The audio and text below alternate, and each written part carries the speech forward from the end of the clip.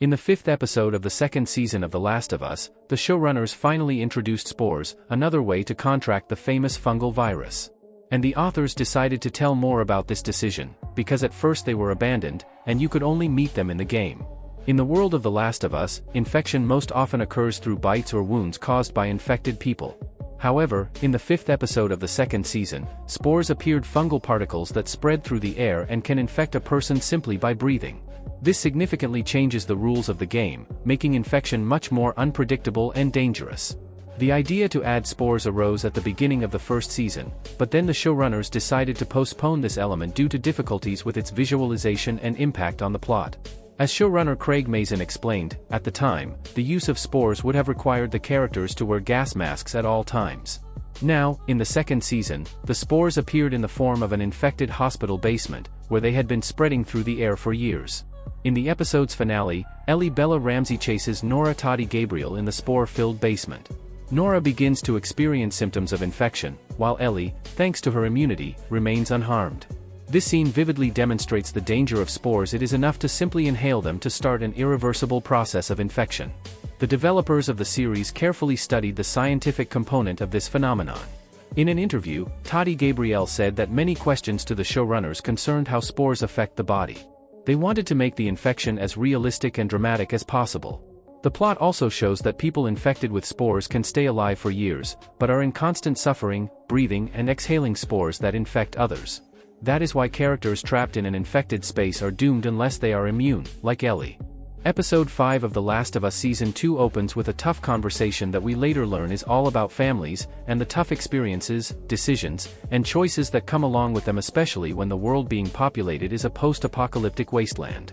The opening scene of Feel Her Love finds Hanrahan Alana Eubank, one of the WLF's leaders, debriefing with a new character, Sergeant Elise Park Hannibal, and the outsider star Hetty N. Park, about a difficult choice she had to make. The WLF is largely based in Seattle's Lake Hill Hospital, and, as Elise recounts, one of her best men, a guy named Leon, was running a mission and realized that the infection had expanded to spores. It's airborne, and he, and all of his men, were screwed.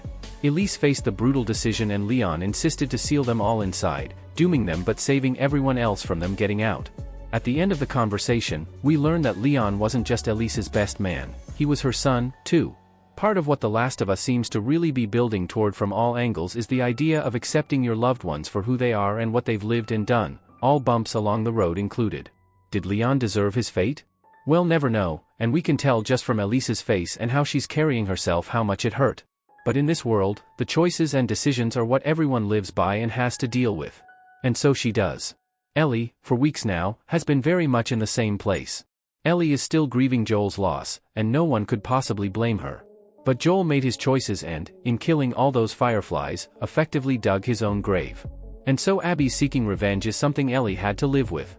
And now Ellie seeking revenge on Abby is something that Abby and all the WLF will have to live with. It's a brutal world, and a brutal cycle, but one that's ultimately driven by love and loss. It's a tricky, interesting dynamic, and one that The Last of Us is making its viewers think a lot about each and every week. The episode winds up circling back on the importance of the opening scene for a number of reasons. In her pursuit of revenge, Ellie catches up with Nora Toddy Gabriel in Lake Hill, whom she wants to use for information to find Abby. In their chase, we not only see the airborne spore infection that Elise described in the episode's opening scene, but we see someone, for the first time, tell Ellie what Joel did to the fireflies. And, as Ellie claims, she knows. In not getting infected by the spores, Ellie also reveals herself to be her, as Nora says. She's the famous or infamous one who's immune. And suddenly both know all about each other's stories, and once again it means accepting that and adjusting. As Ellie begins to torture and attack Nora for information on Abby's whereabouts, we cut to black and suddenly see Ellie getting out of bed, and a smiling Joel Pedro Pascal.